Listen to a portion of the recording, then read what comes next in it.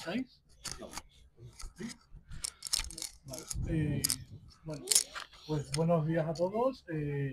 Bueno, ya me conocéis, soy Jonathan. Y vamos a dar comienzo a la mesa redonda sobre suplementos en el ámbito del deporte. Para empezar, bueno, supongo que ya conoceréis a los ponentes de nuestras redes sociales, pero si queréis hacer una pequeña introducción cada uno de quiénes sois. Bueno, Bueno, yo soy Desiree, la presidenta del club de running. no, Me habéis visto muy poco por las redes sociales porque, bueno, tengo un grupo y es por donde más hablo. Si a alguien le gusta correr, no pido que seáis de élite. De hecho, yo no me considero de élite, me considero una aficionada. Así que nada, sois recibidos, sois bien recibidos. Te doy la palabra. Hola, buenas, soy Sebas García López, soy experto en biomecánica y actualmente estoy estudiando la educación, magisterio primaria, y me encanta mucho el tema del gimnasio, tema de técnicas y sobre todo el lifestyle. Buenas. Tiene ahí uno. Buenas, soy Daniel López, soy profesor de bioquímica de la universidad, soy catedrático en bioquímica, imparto en biotecnología y en odontología. Bueno, yo soy Vicente Castell, soy estudiante aquí en la universidad, estoy en Ingeniería Organización Industrial y yo vengo a dar perspectiva de artista marcial. Soy artista marcial y soy presidente también del Club de Defensa Personal. Bueno, yo soy Javier González, estoy estudiando física y bueno, llevo el club de vóley, llevo jugando al vóley ya como 6-7 años y pues, organizamos torneos, quedadas, etc.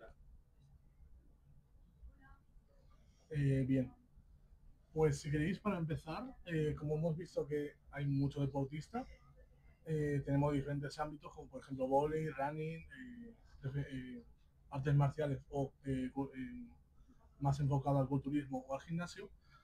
Os quería preguntar, ¿sabéis cuál es la preparación necesaria para alcanzar el máximo nivel en vuestros deportes? ¿Y cuál es el más alto nivel al que puede aspirar un deportista de vuestras disciplinas? Si queréis empezamos por la derecha.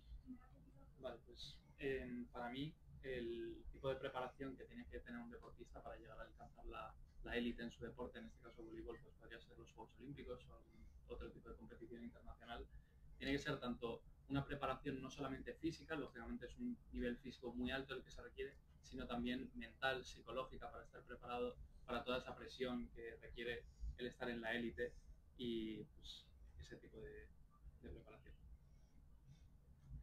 Bueno, en mi caso, mi arte marcial es Combat Hapkido, es una que tiende más a lo técnico más que a lo físico. Entonces, en mi caso, para conseguir lo que sería la élite, yo lo considero el cinturón negro, no necesitas ningún requerimiento físico. Por ejemplo, hay una señora en mi escuela que tiene 60 años, es profesora de biología y no tiene mucho cuerpo de por sí. Pero sí que entiendo que en otras artes marciales sí que tiene un requerimiento físico más elevado, como por ejemplo Krav Maga sí que requiere más potencia física. Entonces, depende.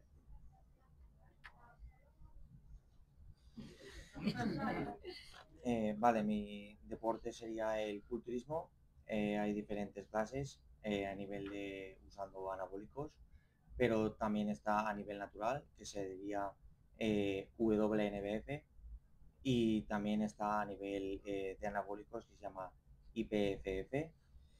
Y hay diferentes fases de preparación dependiendo muy bien del tipo de físico que tenga el culturista y dependiendo también de si utiliza anabólicos o no. Está la fase de volumen, que es utilizando una ingesta calórica más alta, siempre optimizando muy bien las calorías que se utilicen. Después está la definición, que es para bajar el nivel de grasa y que se vea bien a nivel de escenario sin perder mucha masa muscular. Y después está la última fase, que es la peak week, que es la última semana antes de competir, que se buscan como optimizar los detalles últimos antes de la competición, que es para darle redondez al músculo y bajar la mínima grasa posible. Bueno, a nivel de correr, de running, es un mundo muy amplio, porque aquí podemos, no es lo mismo un velocista que uno de distancia larga. Al fin y al cabo son muy diferentes en el sentido de la preparación sobre todo, porque un velocista va a ir a por todas, entonces sus entrenamientos son de sprint con parones muy largos, entonces eso es la diferencia más o menos con el tema de el maratoniano o media distancia, que los entrenamientos para ellos pues es semanalmente tienes que seguir un volumen de kilómetros, poco a poco vas alcanzando un objetivo cara a la competición que vayas a tener.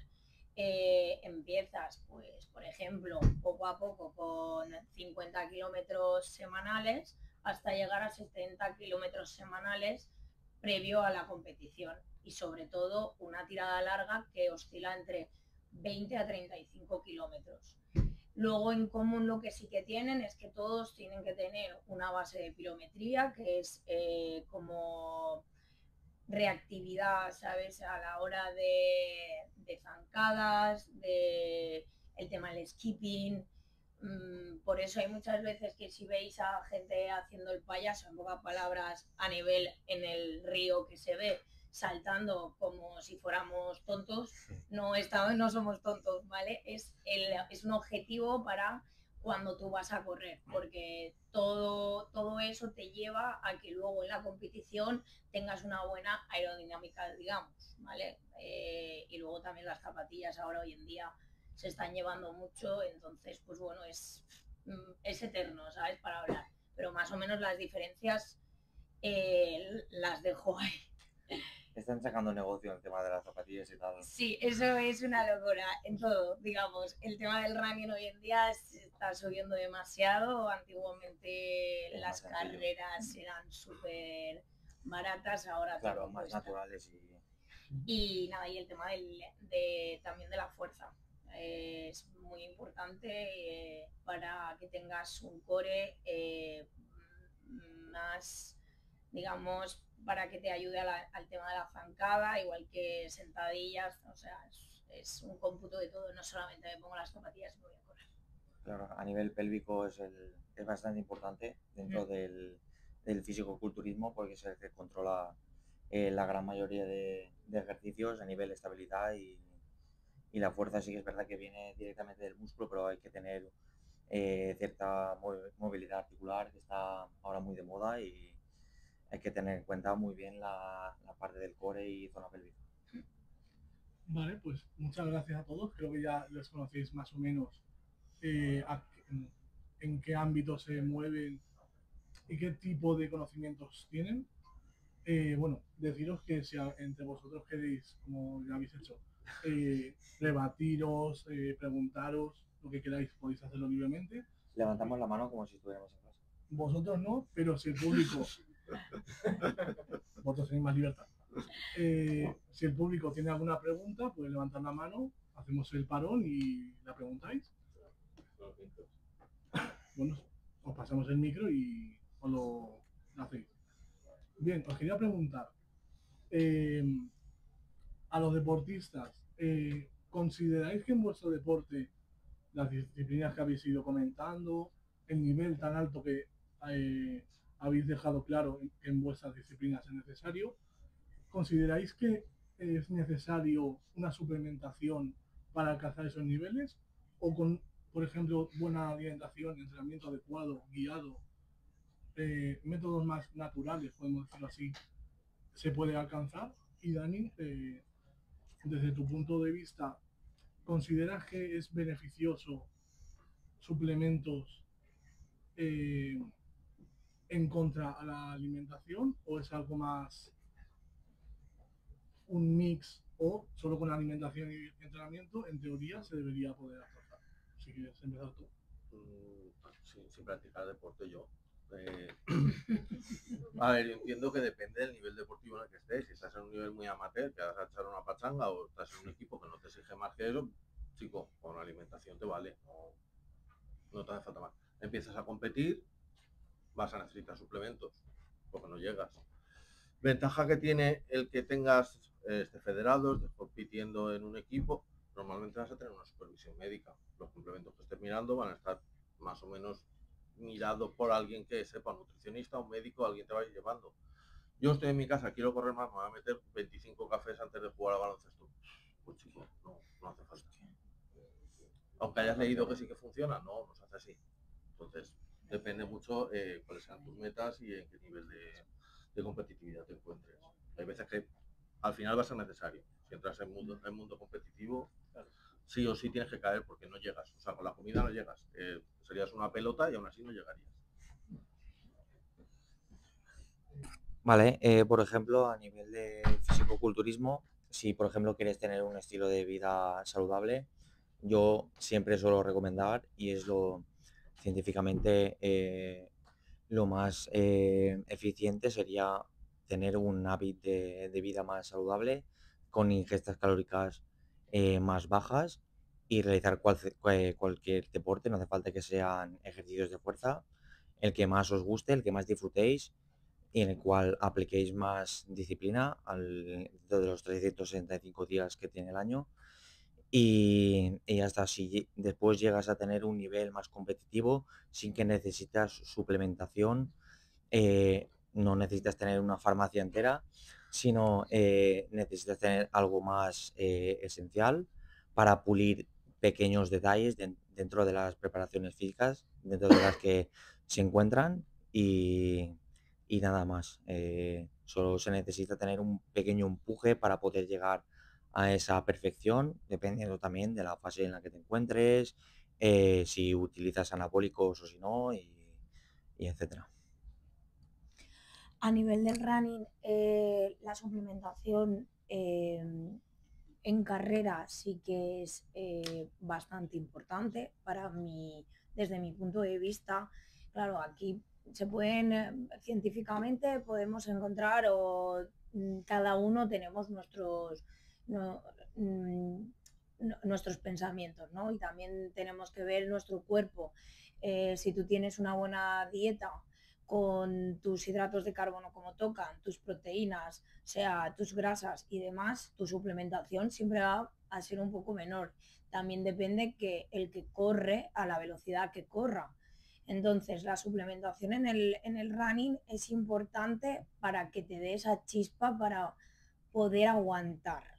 ¿Qué quiero decir con esto? Que obviamente cuando tú estás en carrera te vas a exprimir. Si tú entrenas, vamos a llamarlo medio, ¿vale? Un nivel medio, tú en carrera obviamente vas a por todas, vas a incrementar esa fuerza. Entonces, se pueden con carbohidratos, de hecho, siempre se necesita como unos 28 gramos de carbohidratos al correr, por así lo que se dicen a nivel nutricionista, de absorción rápida. En este caso sería la fructosa con la maltodextrina, ¿vale? Y luego también le metemos la cafeína, porque ¿qué te hace la cafeína? Cuando te viene la fatiga, tú subes. Pero tampoco puedes abusar de este tema de suplementación, porque si no, puedes hacer el inverso, ¿vale? Entonces bajas. ¿Qué quiero decir con esto? Que el tema de la suplementación es importante siempre y cuando no tengas una dieta como toca o te exprimas de más. No es, si yo tengo que corro 5 kilómetros y me voy a tomar un gel. No, no es necesario. Es necesario para largas distancias. Para eso es más importante a lo mejor tomarte un plato de macarrones de 80 gramos la noche de antes, levantarte por la mañana, desayunar tus 2 tostadas con aguacate y tu café e irte a correr, ¿vale? Es un poco, yo debato un poco el tema de sí, pero también mirando uno mismo la alimentación y lo que hagamos. El mensaje que a mí me gustaría plasmar sería que obviamente todos estamos a favor de tener una vida bastante favorable a la nutrición sin tener que estar utilizando tipo alimentos con alto gasto calórico y estar realizando deporte. No queremos que utilizar suplementos para poder estar combatir contra la grasa y tal. Lo que queremos compartir todos nuestros compañeros y compañeras es un gasto calórico bajo y deporte en sí. Bueno, siguiendo por aquí, una muletilla que he visto que voy a tener a lo largo de toda esta charla de la mesa redonda es que depende de arte marcial. Porque, por ejemplo, mi escuela, como ya he mencionado, tiene un aspecto muy técnico. Se enseñan las técnicas, se ensayan mucho, se practican, etcétera, etcétera. Pero como ya he dicho, como no tienen un requerimiento físico muy elevado, en mi escuela concretamente no es necesaria la suplementación. Sin embargo, sí que es verdad que justo en mi escuela he visto casos de gente que sí que toma algunos suplementos o sí que, por ejemplo, va al gimnasio y veo que tiene un brazo, sin exagerar, más grande que mi pierna. Entonces, no es necesario, pero sí que hay gente que los toma y se nota en cuando se hace algo un poco más de físico, de por ejemplo, de golpear o algo por el estilo, está, por supuesto, tienen más vigor y tienen más potencia, pero no es en lo que se centra mi arte marcial. Esto, por supuesto, si lo trasladas a otra cosa como boxeo, sí que ahí en altos niveles sí que entiendo que puede llegar a ser necesario, por el simple hecho de que tienes que competir, como ya han mencionado antes, si estás en un deporte de alto nivel, al final te puede llegar a hacer falta suplementación, y en algo en lo que especialmente la adrenalina hace mucho, sí que es verdad, pero si es alto nivel, si quieres sostener esa potencia, sí que es posible que te haga falta. Bueno, pero también depende del deporte que realices. A lo mejor para un arte Por marcial supuesto. sí que necesitas tener un peso realmente mediano o realmente bajo. Verdad, verdad. Por ejemplo, como por ejemplo el mío, a nivel fisicoculturismo, o a lo mejor a nivel carrera, no necesitas, depende también de las categorías que tú participes, necesitas tener un peso adecuado dependiendo de la competición que tú realices. El mensaje es ese, adaptar tu peso corporal, tu IMC, dependiendo del deporte que vayas a gastar. Al final, el mensaje sí, está bien que para tu deporte está bien tener un peso bajo, porque sí tiene más agilidad, tiene más resistencia, pero que al final hay que adaptar el peso a las condiciones de cada uno. De verdad, ciertamente se me había olvidado completamente que dependiendo de... Sí, es que vengo un poco estresado. Pero yo te puedo defender también un poco en el tema del running. Siempre es mejor tener a lo mejor, si quieres correr más rápido, obviamente, un cuerpo más fino. Aparte, de hecho, ya voy a poner un tip: una persona del CrossFit con ese cuádriceps que tiene le va a costar millones a lo mejor ir a mi velocidad comparado con mi cuerpo, ¿no? Porque al fin y al cabo tú pues, o Sebas, ¿no? Por ejemplo, te meto también en el paquete. Al fin y al cabo siempre se busca acorde a lo que tú quieras. No digo que una persona con un, no lo vamos a decir sobrepeso, pero con un kilito de más se puede. Yo tengo amigos míos que no tienen un cuerpo fit y se hacen medio maratones, ¿sabes? O sea, no quiero que suene así, Sí, sí. ¿sabes? Quiero hablar a nivel muscular, a nivel músculo, que eso pesa y cuesta mucho levantar la pierna. Claro. Sí. Obviamente esto hay que dejarlo claro, que a nivel muscular pesa mucho más que un músculo con grasa. Es algo que hay que dejar claro, porque hay mucha gente que lo confunde. A lo mejor no es por ofender a nadie, pero a lo mejor 140 kilos con grasa y un chico pues con 75-80 kilos pueden levantar, pongo mi ejemplo porque es el que más conozco, pero a lo mejor pueden tirar pues 140 en sentadilla profunda con barra, pueden tirar lo mismo y se pueden preguntar, ostras, ¿por qué a lo mejor ¿por qué se tira el mismo peso que yo si yo peso el doble?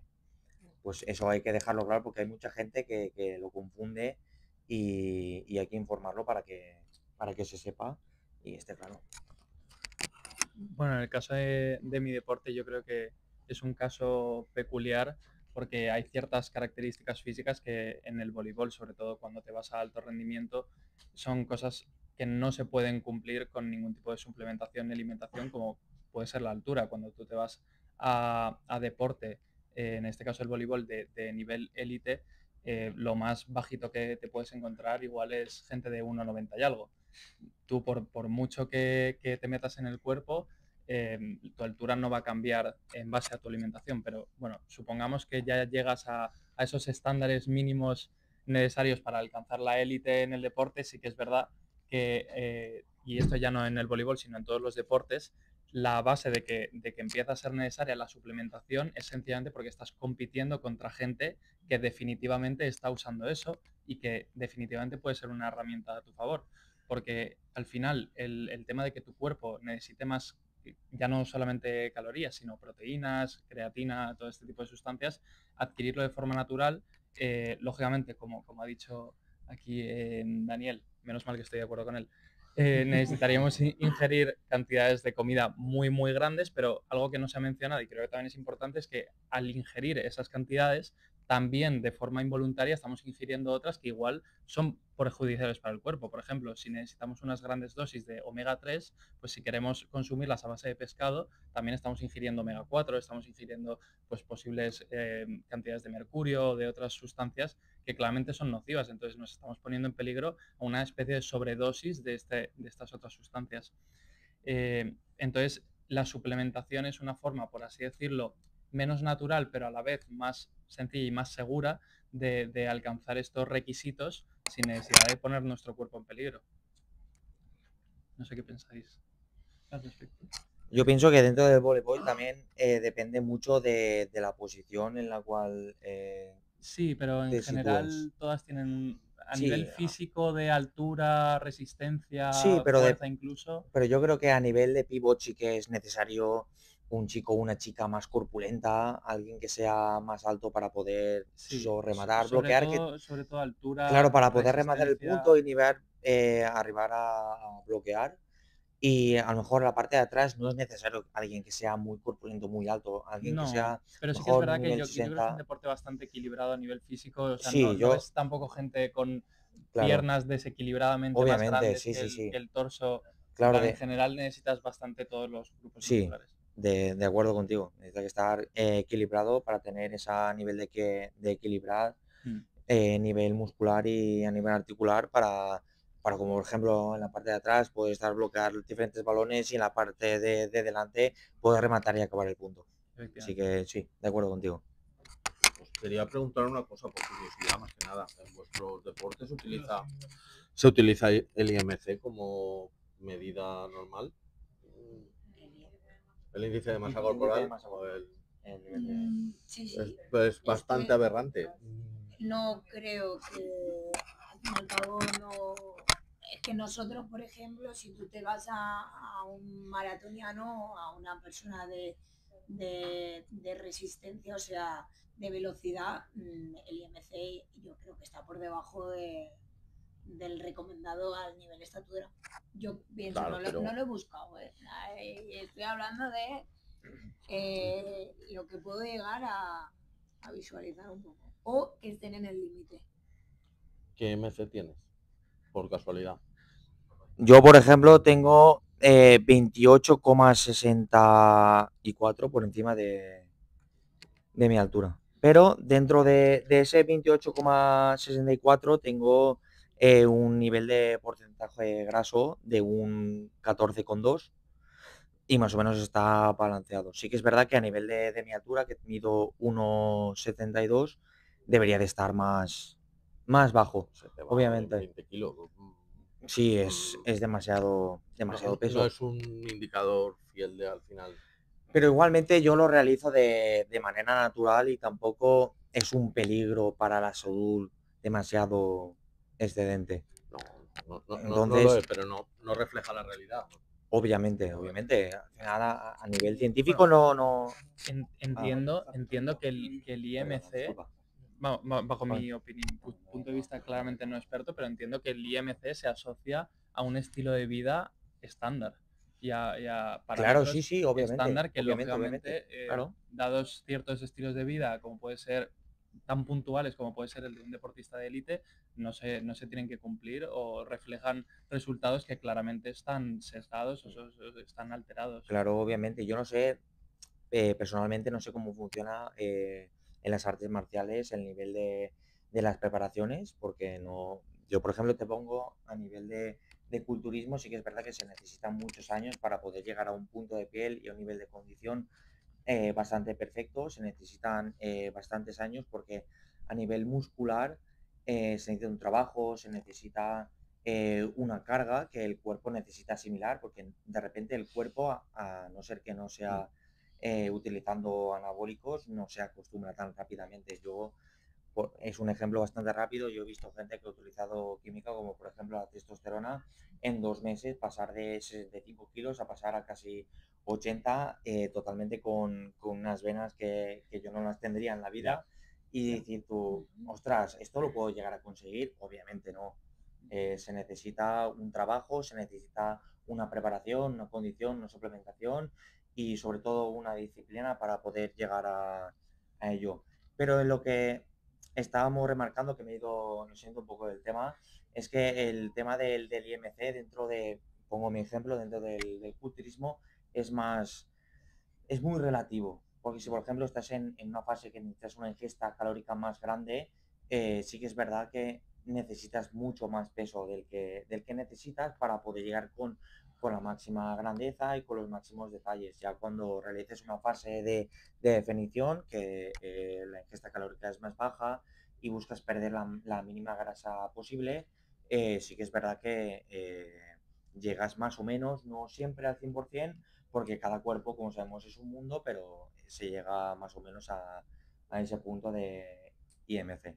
No se puede saber 100% dentro de mi deporte, a lo mejor tanto en el running como en las artes marciales es diferente, pero yo te pongo mi caso, ¿vale? Porque es la curiosidad, eso es, la pregunta que tú tenías.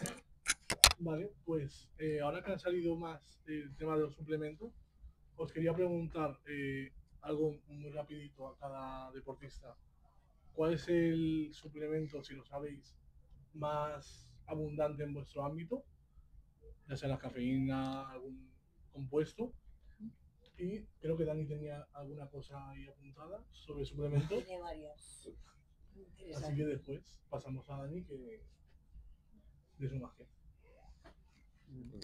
A ver, tampoco soy experto y al nivel en el que yo he competido creo que no era muy habitual la suplementación a nivel experto de coger un nutricionista y que realmente te haga algún tipo de dieta, pero yo diría que a nivel general, y probablemente se cumple en muchos deportes, la suplementación más habitual es a base de proteína y creatina. Me atrevería a decir que sí. Lo dicho, muletilla a paso. En mi escuela no conozco ningún suplemento que sea así común, pero sí que intuyo que en artes marciales en general uno podría utilizar testosterona, sea para crecer o sea por el hecho de la competitividad, que quieras que no, el factor psicológico de competir también es bastante importante en este ámbito. A partir de ahí, pues más allá de lo que uno podría utilizar para fortalecer su cuerpo en sentido de poder generar músculo, no conozco nada más que se pueda utilizar. Tal vez cafeína para poder estar más despierto en el momento, pero no he leído nada al respecto, la verdad.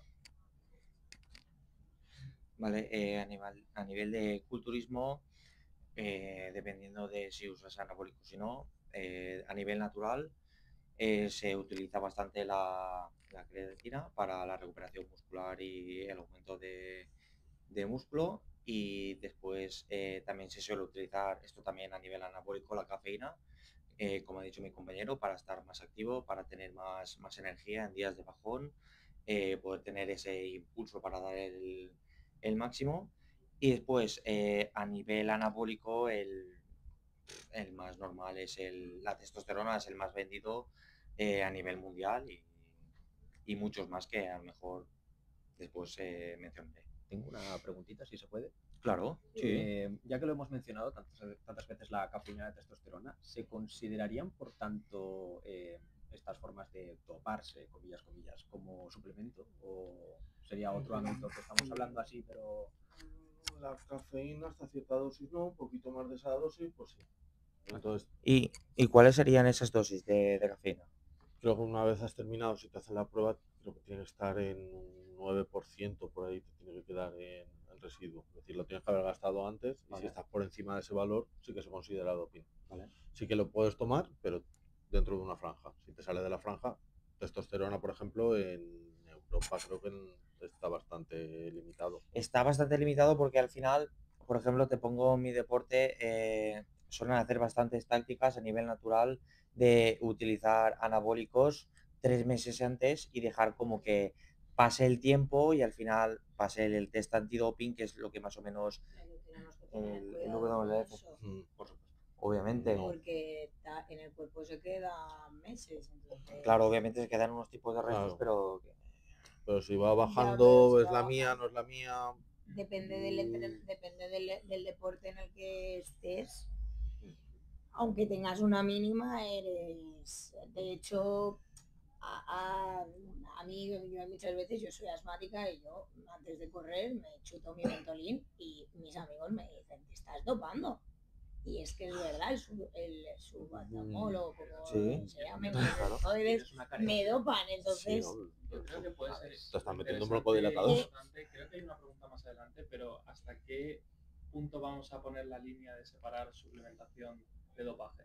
Es que claro, me he perdido. Porque la línea puede ser... Sí, mi pregunta era eso, si se podía considerar... Vamos por partes. Entonces vamos por partes.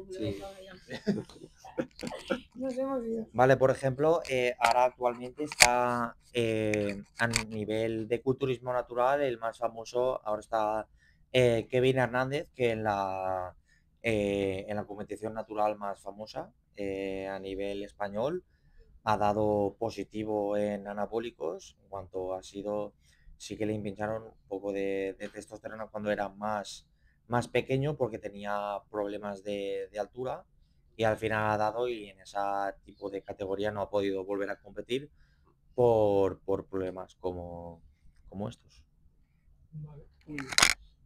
Vale, pues la suplementación en el tema del running no va. Nosotros nuestra suplementación es carbohidratos que se sacan de diferentes sitios. De normal los geles que se toma una persona normal porque hablo, yo soy intolerante a la fructosa, por lo tanto hay muchas cosas que no puedo tomar, en el cual mi suplementación es sacada por mí misma con una nutricionista, porque los geles hoy en día es fructosa, que es lo más barato que hay, junto con maltodextrina o glucosa en este caso. La fructosa es carbohidrato de rápido y luego la malto es más lenta o la glucosa es más lenta. Entonces, por ejemplo, ahora están sacando para esas personas que la fructosa les sienta muy mal, porque esto está hablado también con Dani, si abusas de la fructosa a nivel intestino, te mueres. De hecho, vómitos, diarrea seguro. Eso es la suplementación, digamos, en tema de una carrera y demás. Sobre todo tampoco no puedes dejar en los electrolitos, muy importante, es tema de sal, el tema de todo eso, porque te deshidratas. Y luego a nivel... No, ya está, suplementación. Bueno, sí, no, porque el otro es dopaje. Vamos por partes, tranquila. Y creo que están todos, o sea, más o menos los que nos vamos tomando. Al fin y al cabo son carbohidratos, te da igual, porque ahora también se está tomando la guabaya. La guabaya, que es una planta que lo sacan como tipo membrillo y eso te da un chute de energía súper guay. Pero fructosa a tope. Yo se lo he probado, está muy bueno. Sí, pero es lo que he dicho, a nivel fructosa está muy elevado. Espera, chicos, teníamos unas preguntas. Bueno, Vamos tenía, primero, sí. sí, pero tenía una adulta a nivel de... Pero es que Alba tenía una. Ah, sí, claro, claro. americana. Luego vamos un tío. Sí, pues, O sea, la testosterona es que cuando te la inyectan poco tipo aguantan el cuerpo. O sea, me refiero porque si te la inyectan de pequeño, no vas a tener los niveles. Siguen estando elevados todavía. Más elevados que lo normal. Espera. Está preguntando cuánto tiempo dura la testosterona en el cuerpo si te la inyectan desde pequeño. Es que no la escucharán. A ver, desde que eres pequeño no te dura. No. Aunque sea una hormona liposoluble, no. No debe estar. De hecho, lo más adecuado si estaba canijo es hacer una mes y meterle hormona de crecimiento.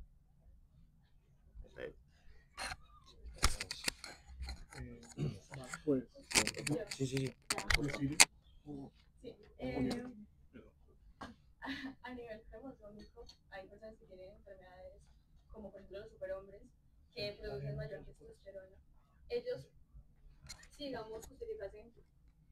Gracias.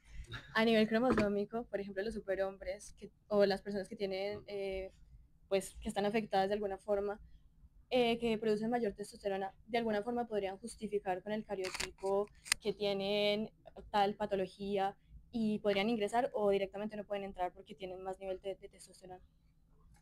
Ahí supongo. A nivel, Sí. a nivel yo conozco a varios, no os puedo decir nombre porque soy fatal, pero directamente a nivel competición no entras. A nivel competición lo que yo recuerdo no entras. Porque no sé, te retiran. Al fin y al cabo estás en desnivel con otras. Juegas con ventaja, por así decirlo. Los otros están en el. Yo de hecho conozco un caso que ocurrió en las últimas Olimpiadas, no sé si algunos lo conoceréis, no sé si era boxeo o MMA que estaba en las Olimpiadas como tal.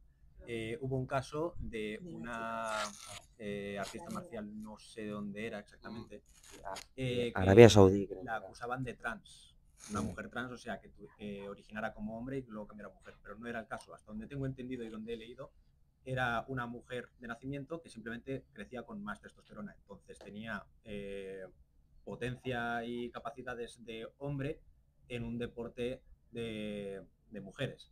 Entonces se le acusó mucho de dopaje y cosas por el estilo. No sé cómo acabó exactamente ese encuentro. Creo que al final simplemente le dejaron la victoria porque al fin y al cabo no tuvo un dopaje externo. No sé llamarlo dopaje interno de alguna forma, pero como es innato de ella, al final le dio la victoria. Pero es que la final de ese campeonato fue entre dos chicas que eran trans. Era la chica esta y después era... No era una original. O sea, No, era chica, fue en semifinales. En semifinales... que nació mujer, que no sé hablar. Claro, tranquilo, no te Pero preocupes. era trans. Sí, yo sí. sepa, Sí. no era. Los dos... No era trans. Los No. finalistas... Creo que estamos hablando de un caso no diferente. Creo que estamos hablando de un caso Lo diferente. digo que tenía los. Yo Claro, estoy pues- viendo un claro, pues- caso hace poco que era una mujer y otra mujer que tenía más testosterona de lo normal. Claro, pero ¿cómo se llamaba? ¿Lo No sabes? me acuerdo el nombre, si lo busco lo encuentro. Creo que la que dices tú es otra. Claro, es que puede ser Pero diferente. Creo Puede ser que sea diferente. Error mío. Puede ser que sea diferente. Separó el combate porque Claro. la otra no podía. Claro. Sí. Sí. Vale, nada. Discúlpame. Me he equivocado yo. Se llama Imane Kelly. Sí. Ah, sí. Es verdad. Es el que yo decía, ¿no? Que fue la final de... De las Olimpiadas. Sí, eso es. Vale, pues no es igual. Vale. Pues si quieres, Dani, explicar un poco. A ver, para terminar de contestar, supongo que dependerá de la federación en la que esté. Alguna igual te hace un control basal, ve que tus niveles son esos, no tienes nada exógeno, entonces no te estás dopando. Pero dependerá de federación a federación. Si tiene niveles superiores, en según qué deporte te van a decir no.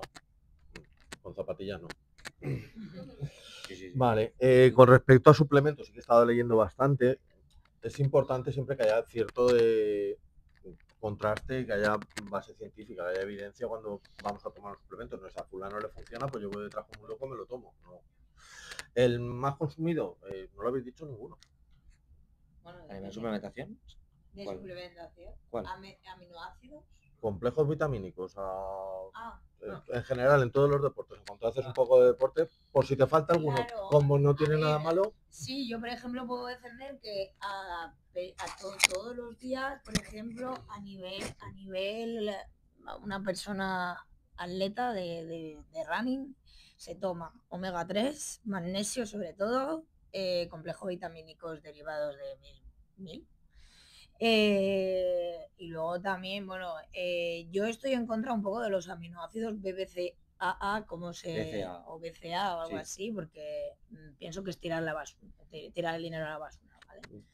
Omega 3 magnesio sí que dicen que es muy recomendado por la falta a nivel digestivo de lo que no comes, ¿sabes? Suplementación. Y también a nivel de descanso. A nivel de descanso también. Sí, mejoran la fatiga. Y luego creatina. sí, Es el más a ver, habitual. de los que tienen éxito, los he dividido en dos tipos. Tenemos los de aumentar masa muscular, es decir, los que sean anabólicos. En este caso, los más utilizados, creatina, está contrastado, se utiliza, se ve que se puede utilizar, se ha seguido en el tiempo, es decir, desde los pocos que podemos decir, está bien caracterizado y sabemos que funciona la creatina, no hay problema. Aminoácidos esenciales, a ver, podemos jugar o hacerlos ramificados, que supongo que son los que estabas diciendo, Sí, eso. o utilizar solamente leucina.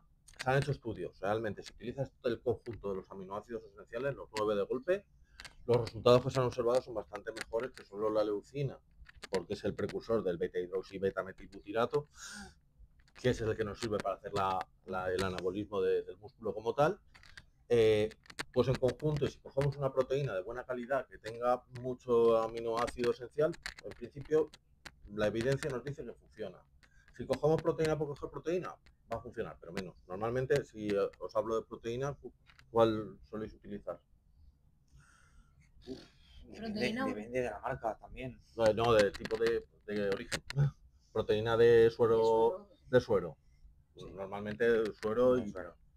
Eso es verdad. que la comemos en polvo y En polvo. a coste-beneficio sale muy bien. Pues si me tuviera que comer lo mismo a filete de ternera, no me daría a final de mes. Y el resultado sería el mismo, también hay que verlo por el bolsillo. Es decir, el efecto va a ser el mismo y nos sale a cuenta. Si me como los filetes, sí que es verdad que me voy a llevar unos cuantos glucosemos, que también me van a venir bien. Sí, pero al final el beneficio va a ser más o menos parecido. Un poquito menos, pero no te arruinas por el camino. Pero al final es mejor siempre también una proteína de origen proteína, o sea, es decir, meterte, te quiero decir, en pollo, yo es que voy en contra un poco de los batidos. A ver, vale, te lo puedes tomar un día así, a simple vista, de decir, pues hoy voy corriendo, me he tomado mi ración de arroz, pero no me ha dado tiempo a hacerme el filete de pechuga, pues bueno, me voy a tomar un batido de proteína. Bueno, pasable.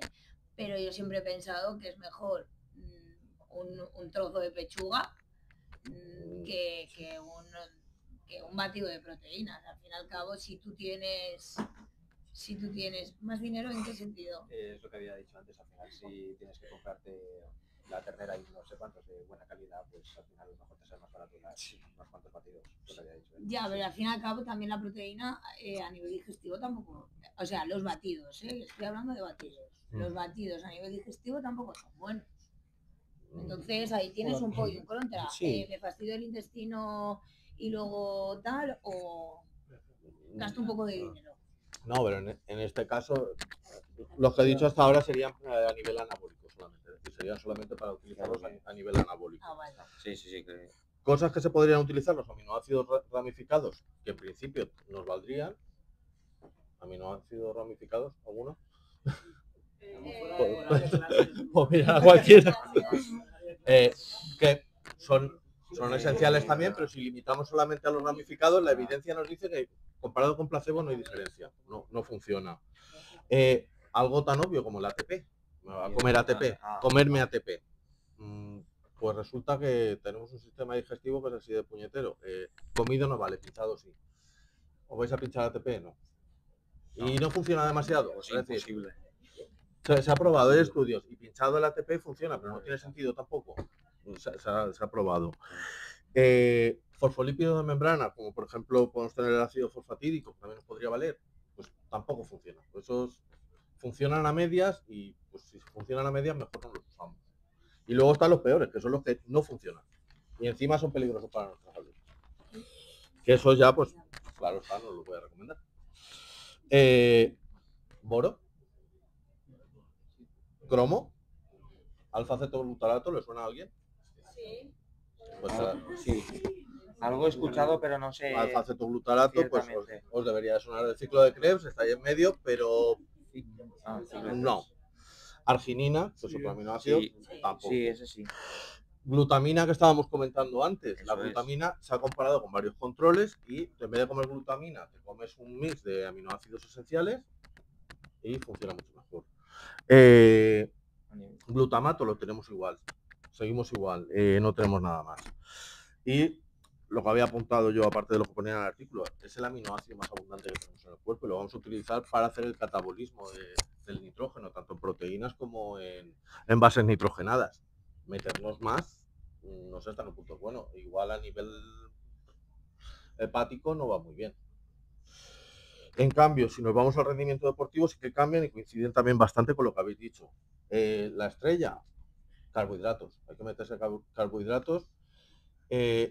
También he leído que hay mucha controversia cuando me tomo los carbohidratos la noche de antes y luego hago un recuerdo por la mañana y luego me voy a competir. Me lo tomo justo antes, pero entonces voy a estar haciendo la digestión y voy a tener insulina.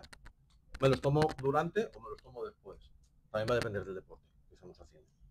Pero carbohidratos, muchos carbohidratos. Sería lo ideal. La betalanina, que es un aminoácido no esencial, es decir, lo tenemos todos, pero en este caso sí que se justifica su existencia porque junto con el triptófano nos va a servir para hacer con la histidina, perdón, vamos a hacer la carnosina. No confundir con carnitina, es otra cosa. La carnosina va a ayudar a la síntesis proteica. Entonces, si yo consigo reclutar más carnosina, al final lo que voy a tener es más síntesis proteica y voy a poder hacerlo un poquito mejor. La cafeína sí que se puede, pero eso luego lo quiero preguntar. Cuando tomáis cafeína como complemento, ¿os abstenéis de tomar cafeína el resto del tiempo? ¿En qué sentido? Por ejemplo. Yo, por ejemplo, yo soy un enfermo del café, me puedo tomar 9 cafés al día. Vale. Por lo que he estado leyendo, si yo realmente quiero que la cafeína me sirva como complemento, debería hacer una abstinencia de cafeína de unos 5 o 6 días para que me funcione bien, es decir, hacer pasar el mono de cafeína para que luego me funcione. Por ejemplo, en el tema de correr, me meto yo. En el tema de correr, nosotros tenemos los geles de cafeína y sin cafeína, o las pastillas de electrolitos también ahora las hacen con cafeína o sin cafeína. ¿Qué quiero decir con esto? Claro, cada momento es variable.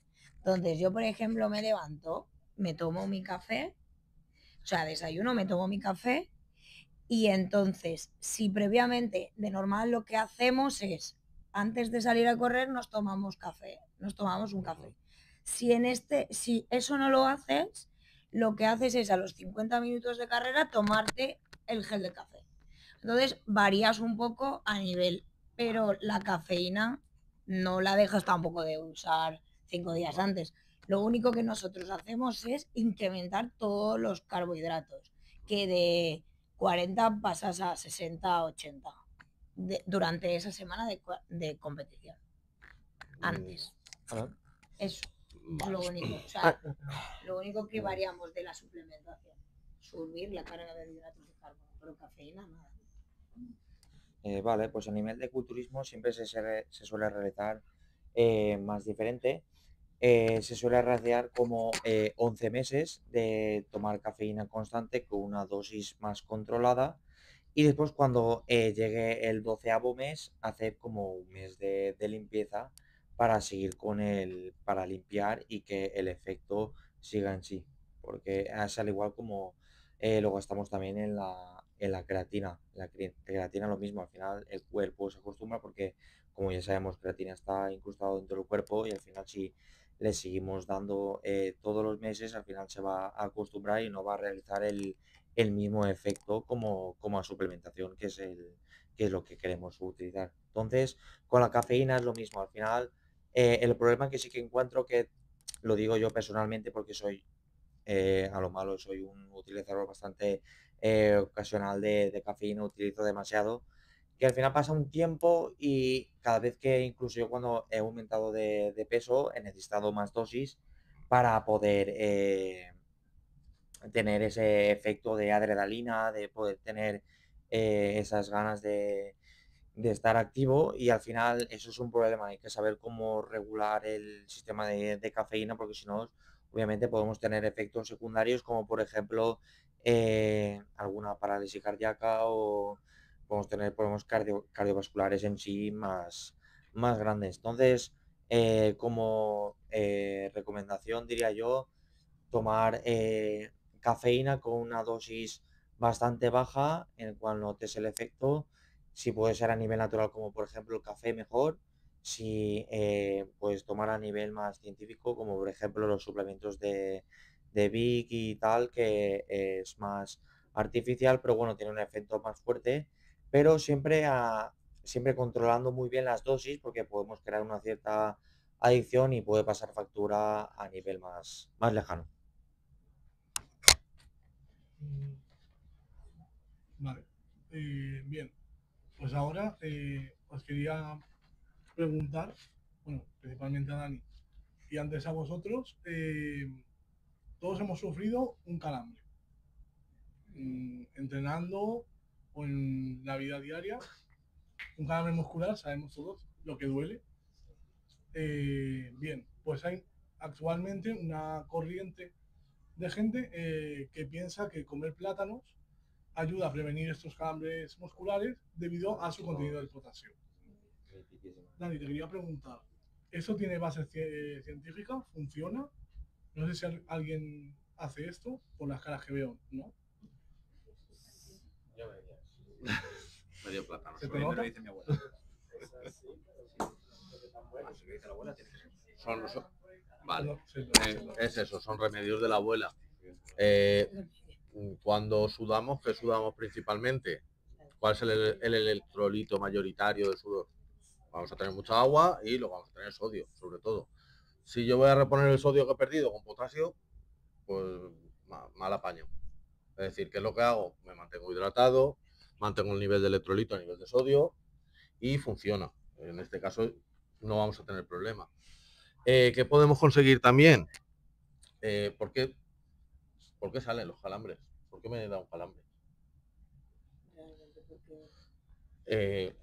Pues hay tres hipótesis básicas. O bien hemos tenido una deshidratación y tenemos que la terminación nerviosa no funciona, que la unión neuromuscular a nivel fisiológico no funciona, que en este caso pues no hacemos muy bien la comunicación entre la neurona y la fibra muscular, y se notaría también.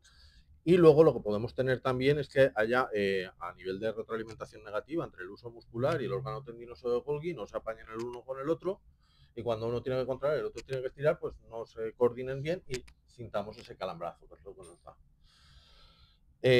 Lo que me parece más curioso es una de las soluciones que he encontrado y que tiene evidencia clínica para su funcionamiento. En este caso, lo que hacen,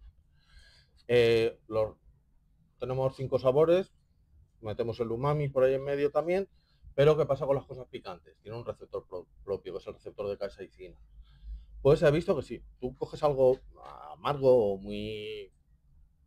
o te pique mucho, cogemos mostaza, un sobrecito de mostaza de cualquier sitio de comida rápida, nos lo metemos en la boca, un pepinillo, y de repente activamos el receptor de capsaicina, que en este caso no es un receptor de gusto, nos va a bloquear a nivel de sistema nervioso central y se nos va a ir el calambre. Lo divertido de eso es que sabemos que si yo nada más meterme el pepinillo en la boca, no le doy tiempo a la sustancia que tenga el pepinillo a llegar a donde me está dando el calambre. Es decir, estoy haciendo un atajo por algún sitio. Es decir, lo vamos a hacer a nivel de médula espinal. Bastante curioso. Entonces, si en una carrera yo tengo un calambre, Pepinillo. un pepinillo pero Un- picante, entonces. Sí, un sobrecito de mostaza. Y ya está, ¿no? ¿De Y Dijon? todo se arregla. Mejor Es está muy hidratada. Hidratada y bien de electrolito es lo óptimo. Pero Sí. como atajo funciona. A nivel running sí que es verdad, es totalmente cierto. Los calambres vienen de una deshidratación. De hecho, una de las cosas que nosotros siempre llevamos muy acorde son las pastillas de... Bueno, esto se acaba de hacer. O sea, voy a poner en paréntesis, que con los años se ha ido viendo eso, entonces las pastillas de sales son como más frecuentes durante las carreras. Sí que es verdad que yo por la patología que tengo, como bien he dicho, mis bidones ya llevaban sal, maltodextrina, que es el carbohidrato, es de lento, pero yo iba durante la carrera, entonces como que el carbohidrato lo iba teniendo siempre. En lugar de pegarme un chute en el kilómetro X, me lo hacía durante toda la carrera. Entonces es eso, que es la fatiga muscular también. Y nada, es más o menos lo que ha dicho Dani. Entonces, en mi caso, las carreras, muy importantes, si haces medias o largas distancias, llevar la pastillita de sales. Dani, yo tenía una pregunta. Es que yo antes competía a nivel más o menos profesional, a nivel tenístico. Tuve 2 partidos seguidos, ¿vale? Y me dieron como cerveza sin alcohol. Puede parecer una broma, pero es verdad. Me dieron cerveza sin alcohol porque tenía a nivel de rampas, tenía bastante grandes que no me permitían seguir. Y me la dieron y enseguida, como en 2 minutos, reviscolé y ya tenía la energía suficiente para seguir jugando. ¿Crees que esto es al 100% efectivo? ¿Crees que es real o a nivel psicológico? ¿Qué nos dirías? Te voy a contestar con una pregunta. ¿Ya tomaba cerveza? A esa edad no, tenía 14 años. Ahí estaba viendo Doraemon y Te estaba poco más. amargando mucho. En 2 minutos no da tiempo que llegue. Si no tienes contacto normal con la cerveza, las primeras cervezas duelen. Vale. O sea, tiene sentido con eso. A ver, el voleibol justo es precisamente uno de los deportes que yo creo que más calambres le da a la gente en los gemelos, porque como entenderéis, estar 1 hora y pico saltando sin parar, pues los gemelos revientan. Y pues yo los consejos que más he escuchado y he aplicado, y puedo confirmar que yo sí que he notado un cambio, es magnesio, importante, que a mí esto me lo recomendó un fisio. Creo que las pipas de calabaza tienen. Sí, también. Hidratarse muchísimo y súper importante, y no lo ha dicho nadie, la flexibilidad. Súper, súper importante. Ser flexible, practicar flexibilidad, calentamiento antes del ejercicio, después también sería después del ejercicio estiramientos también después del ejercicio, tener bien aplicada esa rutina y hacerla de forma consistente, súper importante para reducir los calambres, y si no lo vas a pasar muy mal porque o en mitad del ejercicio o estás durmiendo y te despiertas porque te da un calambre en el gemelo, se pasa muy muy mal. Yo voy a contestar a eso. Sí que es verdad que creo que hoy en día la sociedad pierde mucho el tema de estirar, el tema de regenerar ese cuerpo, de ese reset, ¿no?, que damos. Porque al fin y al cabo, cuando tú estiras, como que quitas esa tensión que tiene tu cuerpo, ¿no? Por ejemplo, sí que es verdad que no lo he dicho, pero una de las cosas fundamentales a nivel del running, siempre que terminas de entrenar, estirar. O sea, siempre hay que estirar. Y sobre todo, una de las cosas que nosotros tenemos, la pliometría, es a base de juegos con eso, ¿no? De darle esa reactividad, ¿no?, que tiene cuando tú vas corriendo. Con la pliometría se ejerce un poquito más. Y nosotros, bueno, yo en mi caso, mi primer maratón me lo hice practicando yoga, y siempre lo recomiendo, que yo no acumulé los kilómetros necesarios, digamos, a una base de élite, pero yo, por suerte, llevo 3 maratones y nunca he tenido ningún calambre. Y creo que se lo agradezco un poco al yoga y a la natación y a todos los deportes que lo combinan, no solamente a correr. Pero no dejemos de estirar, por favor. Es que hay gente que yo creo estirar como que lo tiene mal visto, porque creo que hay personas que piensan que te puede dar que se te rompa el músculo estirando. Sí, pero porque Una lesión. pero yo nunca en mi vida he visto de un caso de nadie que haya sufrido una lesión. Claro, ya tendrías que estirar muy agresivamente para... Y esa es la pregunta que te quería hacer. ¿Tú crees que, por ejemplo, un deporte como dependemos mucho de la masa muscular? ¿Tú crees que a la hora de hacer estiramientos, movilidad articular y todo este tipo de movimientos, crees que puede dificultar a la hora de nuestro rendimiento dentro de tarima y etcétera? Pues yo creo que no, porque al fin y al cabo tú cuando tú te exhibes, quieras o no, estás sacando el músculo. Entonces, si tú ese músculo previo le has hecho unos ejercicios de estiramiento, a lo mejor sacas más a punto de partida. O sea, visualmente a lo mejor es mejor para ti porque no es lo mismo tener una rotación en plano así que cuando tú estiras, dependiendo si tú haces un guerrero. Estoy ahora metiéndome un poco con el yoga, pero da igual. O sea, un guerrero es haciendo así, entonces tú estiras un poco el hombro, luego si bajas haces toda la parte de la espalda, o sea, claro, que aquí me meto en otro, pero yo creo que al fin y al cabo la movilidad que tú te das, que le das con el estiramiento, luego en tarima a lo mejor es mejor, porque te va a costar menos a lo mejor a sacar ese músculo. Claro, mejor moverte y llegar Claro. a tener la sensación esa de estar sacando el máximo rendimiento. Claro, porque tú ten en cuenta, tú estiras, haces algún estiramiento, tú cuando terminas de coger todo el peso acumulado. Yo personalmente no lo hago, pero sí que es verdad que antes de las sesiones sí que realizo actividades de movilidad. ¿De cardio? No, de cardio no, de movilidad como por ejemplo con el foam roller, Sí. Para, por ejemplo, por los hombros, pasarlo por arriba, nivel de femoral, nivel de gemelos.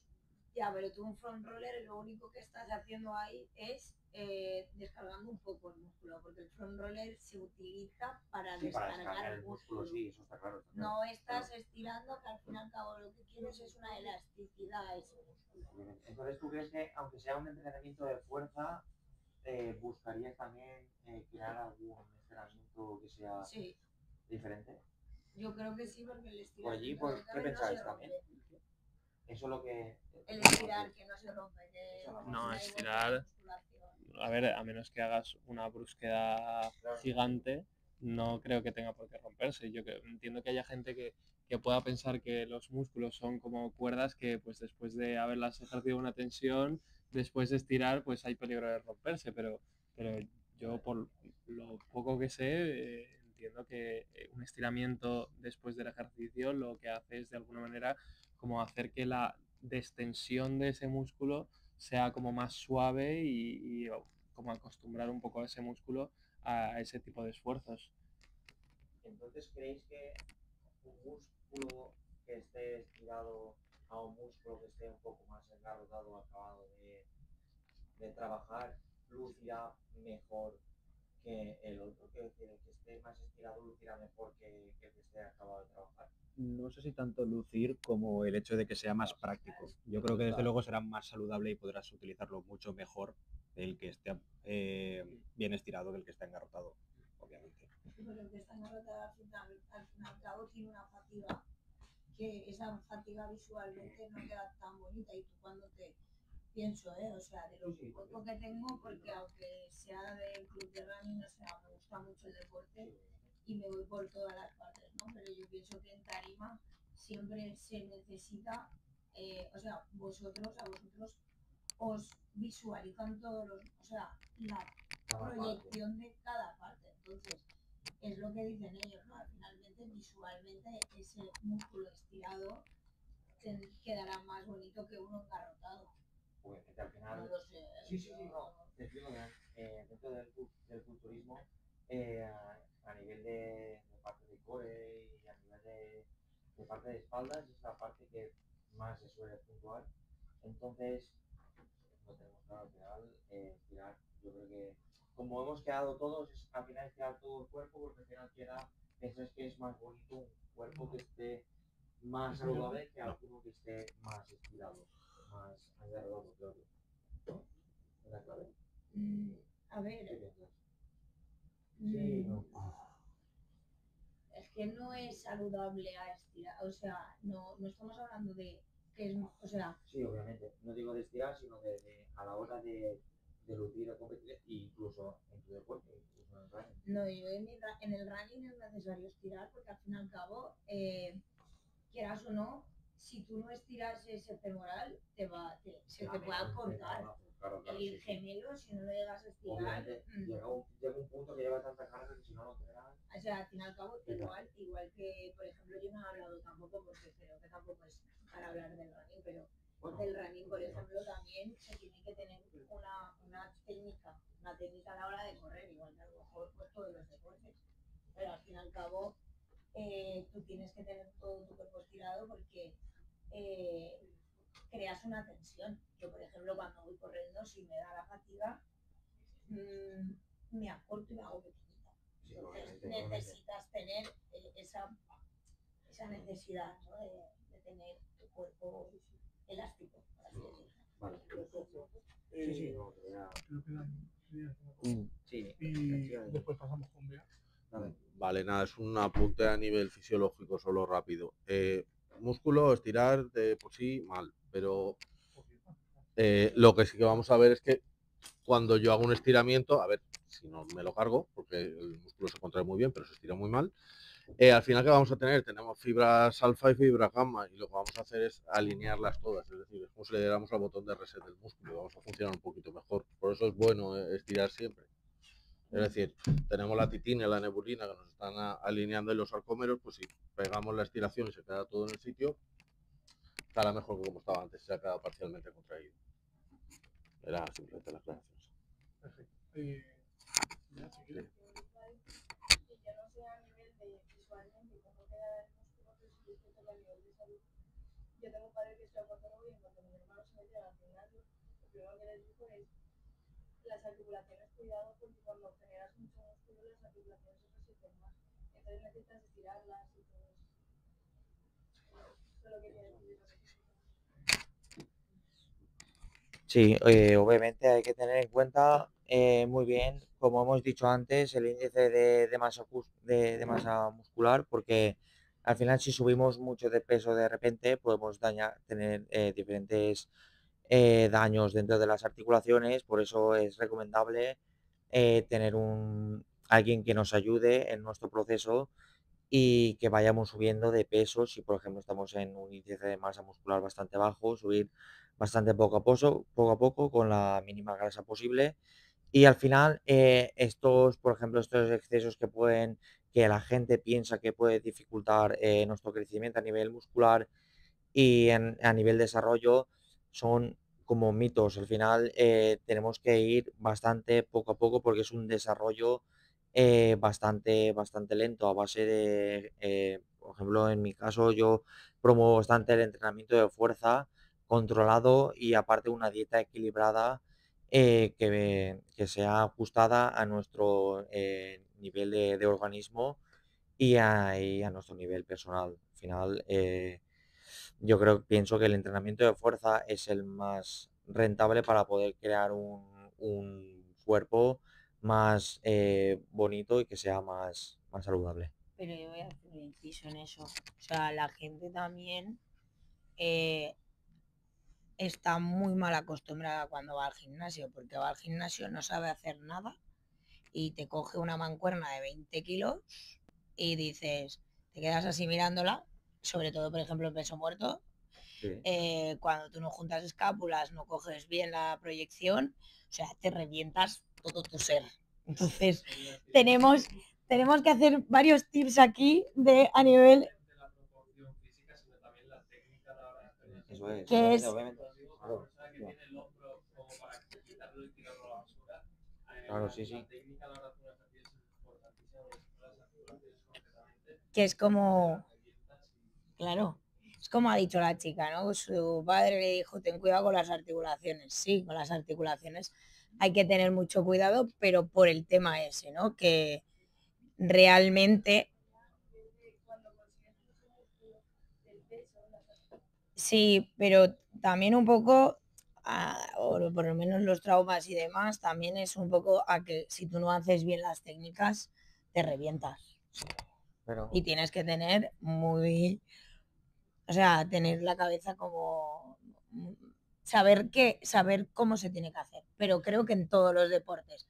Tanto en Sí. vóley saber cómo se tiene que saltar, en artes marciales me imagino que cómo caer, en el mío el saber cómo poner el cuerpo y en la musculación es saber cómo tienes que hacer el ejercicio y no es solamente cojo una pesa y me hago... Que, o sea, no, lo comento porque la gente lo pierde, o sea, no lo sabe. ¿No? O por lo menos, ¿cuántos de aquí sabéis que para hacer cualquier tipo de deporte se necesita una técnica adecuada?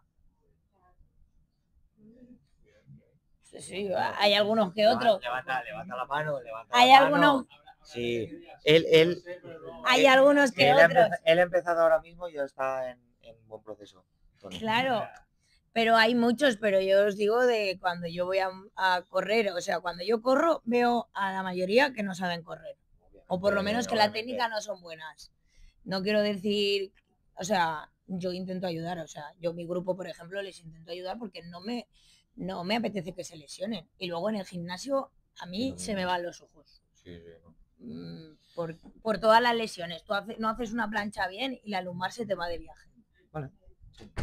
Obviamente, a nivel... Se me va porque me pongo nervioso. Perdón, ¿Qué último apunte? me emociono. Os hago la siguiente pregunta.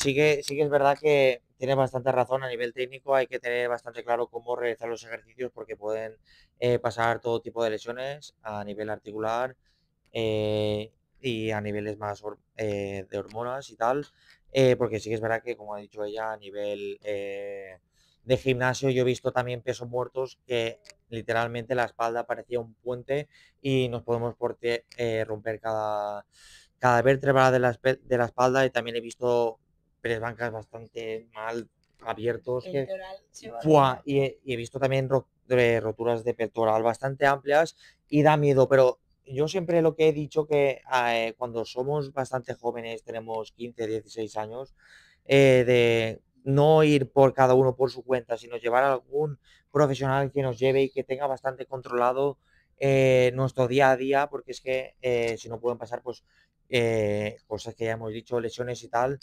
Y yo siempre es lo que siempre recomiendo y también cuando estamos dentro del gimnasio, intentar ayudarnos unos a otras, y a otras también no intentar criticar el físico de alguien, por ejemplo, en el gimnasio o incluso en el running, por ejemplo, que yo sí que es verdad que he ido alguna vez a caminar y de ver a alguien y decir, ostras, este no sabe correr, este no tiene técnica y a lo mejor pues sí que puedes entrometerte dentro, pero tenemos que ayudar siempre porque al final el deporte es bueno para la salud y al final es para mejorar uno mismo y tal.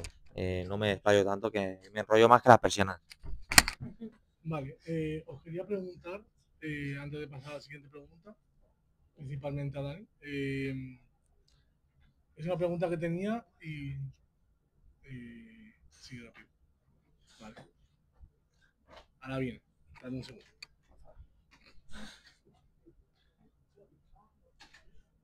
Tranquilos, que ahora viene. Vale. Es una pregunta que tenía que te la extiendo si la sabes y si no, las hay.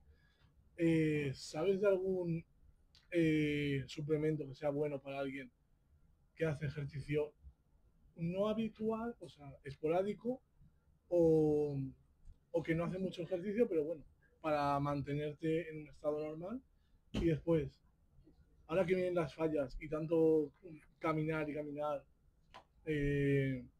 por la ciudad, algún suplemento que puedas recomendar para estos días que tampoco se duerme mucho y vendría bien?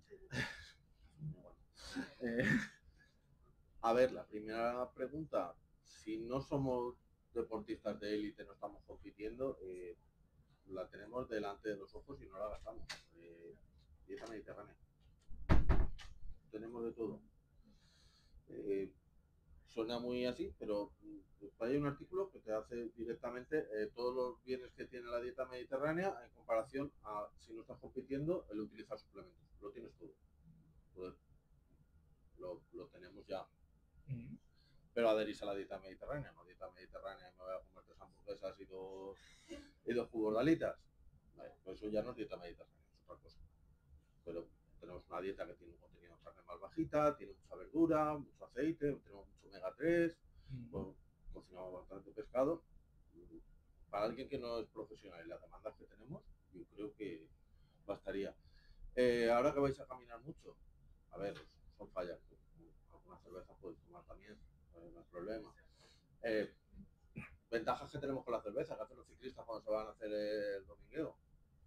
Se hacen y cómo reponen el electrolito y agua a la vez. Pues, a ver, no muchas cervezas, sino muchas 0,0 y una normal. Si no, luego vamos a dar positivo.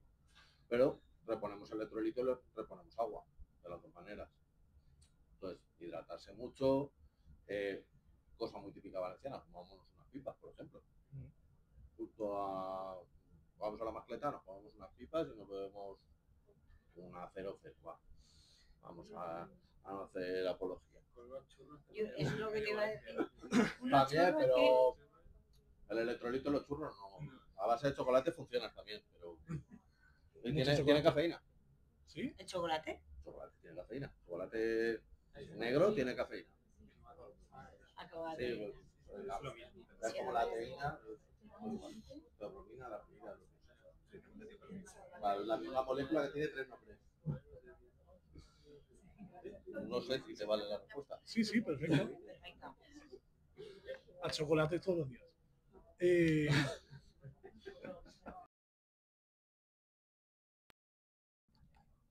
Vale, a ver. ¿Funciona? Sí, ahora sí. Creo que sí. Vale, se están apagando los micros, no sé por qué. Comprobar que tiene la lucecita. Vale. Sí, esa va. Vale. Esa va. Al terminar, bueno, yo...